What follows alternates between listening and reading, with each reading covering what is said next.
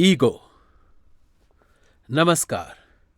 जी हाँ दोस्तों, ego ego की कहानी आजकल के भाग दौड़ भरी जिंदगी की रिश्तों में समय की कमी के कारण रिश्तों में आए दरार की कहानी है। ईगो ये एक ऐसी कहानी है रिश्तों के बीच पनपते हुए ईगो की तकरार की, सिर्फ अपने को महत्व देने की। ये कहानी है सुधा और मोहन की। दोनों ही बहुत ही अच्छे हस्बैंड वाइफ हैं। दोनों की अच्छी एजुकेशन भी है, दोनों की अच्छी जॉब भी है और दोनों की पसंद की भी शादी है और दोनों की पर्सनैलिटी भी वाह सुभान अल्लाह। लेकिन एक छोटी सी ईगो के कारण दोनों के प्यार भरे रिश्तों में खटास, एक छोटी सी ईगो के कारण जो आजकल अधिकतर रिश्तों में देखा जा सकता है। अच्छे अच्छे रिश्ते सिर्फ इसलिए टूट जाते हैं एक ईगो के कारण। ईगो वही, आखिर हम किसी से कम थोड़े ही हैं। तो आइए देखते हैं इस घर की कहानी, घर घर की कहानी, सुधा और मोहन के वैवाहिक जीवन को दर्शाती हुई ईगो। साल भर भी नहीं हुआ था दोनों की शादी को, पर दोनों के बीच एक छोटी सी अनबन के कारण और इसी अनबन के बीच में दोनों की बातचीत बंद। दोनों समझदार हैं, दोनों की लव मैरिज है, पर वही हर एक की प्रॉब्लम, मैं पहले क्यों बोलूं। अब 3 दिन हो गए पर दोनों की बातचीत बिल्कुल बंद है, एक छोटी सी ईगो के कारण। और तो और कल सुधा ने ब्रेकफास्ट में पोहे बनाए थे और भाई पोहे में मिर्च जो है बहुत ज्यादा हो गई थी। अब मिर्च तो बहुत ज्यादा हो गई, अब मोहन ने वही पोहा खाया। अब मिर्च जब उसको ज्यादा लगी तो बोले तो किससे बोले, ईगो। अब बोल चालो तब ना बोले, बेचारा कुछ तो कह सकता नहीं था। और फिर मन मार करके उसको जो है मिर्ची वाले पोहे का नाश्ता करना पड़ गया। और इधर सुधा भी उसकी इन हरकतों को देख रही थी, पर करती भी तो क्या करती, वही वाली बात, ईगो की प्रॉब्लम, मैं पहले क्यों झुकूं। एक बार तो सुधा को लगा कि मोहन से सॉरी बोल देना चाहिए, लेकिन तभी उसको अपनी फ्रेंड की बात याद आ गई और फिर वही हुआ जिसका डर था। दोनों की आपसी तनातनी बढ़ती ही गई। कुछ टाइम बाद सुधा को अपनी गलतियों का एहसास हुआ, पर कुछ कहने की हिम्मत मोहन से नहीं हुई। अगला दिन संडे का था। दोनों की नींद काफी देर से खुली, 10 बज गए थे। मोहन तो उठ गया, पर अभी तक सुधा गहरी नींद में खर्राटे भर रही थी। और जब 12 बजे तक सुधा नहीं उठी, तब मोहन को बहुत ज्यादा चिंता हुई और मोहन सुधा के पास जाकर के, अभी तक सो रही है सुधा, कहां तो इतनी सुबह उठ जाती थी और कहां आज इतनी देर तक सो रही है। खैर मुझे क्या।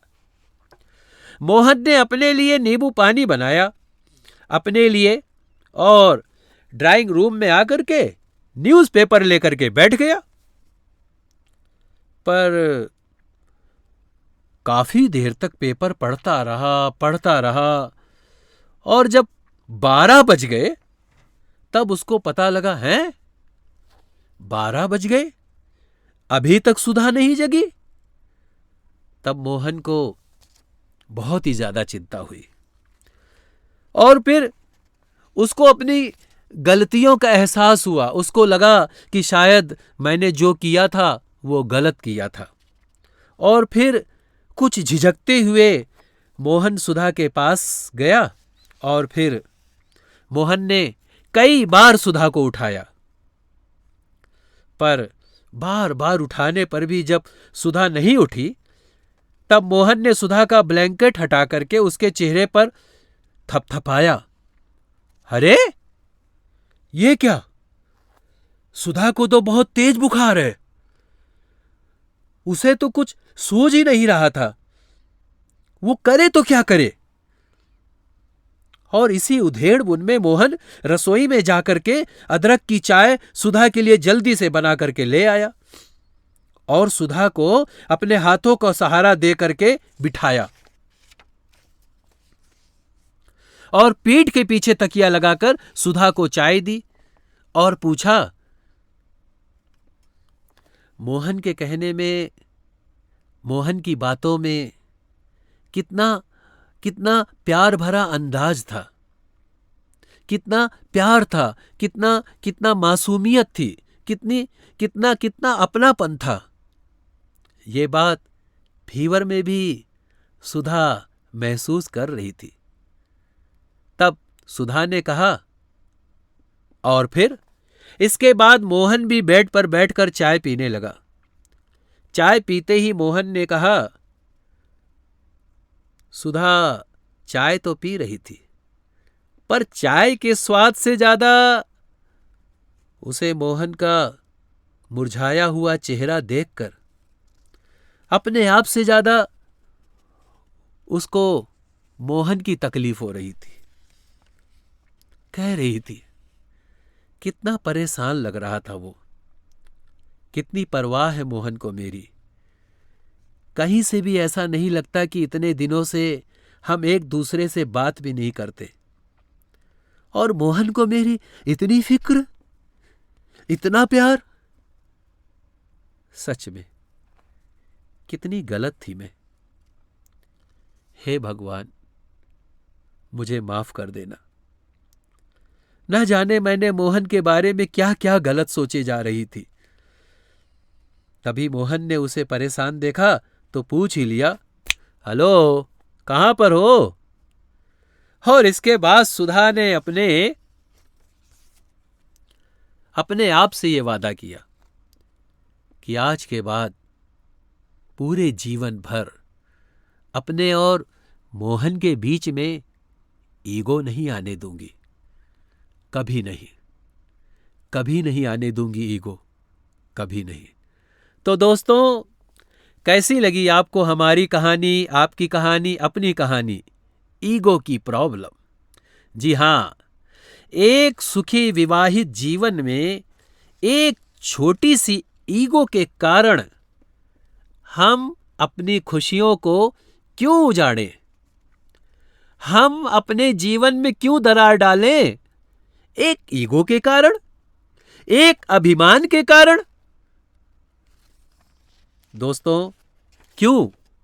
आखिर क्यों? क्यों हम अपने जीवन को तबाह करें? क्यों हम अपने जीवन को बर्बाद करें? एक ईगो के कारण। आजकल दोस्तों, अधिकतर रिश्तों में तकरार एक ईगो के कारण होती है। वही वाली बात, मैं पहले क्यों झुकूं? आखिर हम किसी से कम थोड़े ही हैं। दोस्तों, एक ईगो के कारण अच्छे अच्छे रिश्ते सिर्फ इसलिए टूट जाते हैं। लेकिन अगर आदमी थोड़ा सा अपने आप को ये सोचे, मैं ही छोटा हो जाऊंगा, तो क्या हो जाएगा? तो दोस्तों, जो है सो है, जो अपना है वो अपना है। और फिर दोस्तों, अपनों के लिए अगर छोटा भी बनना पड़े तो इसमें आखिर बुराई ही क्या है? दोस्तों, लाइफ को एंजॉय कीजिए, ईगो को दूर भगाइए, हंसते रहिए, हंसाते रहिए, टेंशन को दूर भगाते रहिए और अपने रिश्तों को बरकरार रखिए, अपने आप को बरकरार रखिए, अपने आप का ख्याल रखिए। Thank you, all the best. Thank you.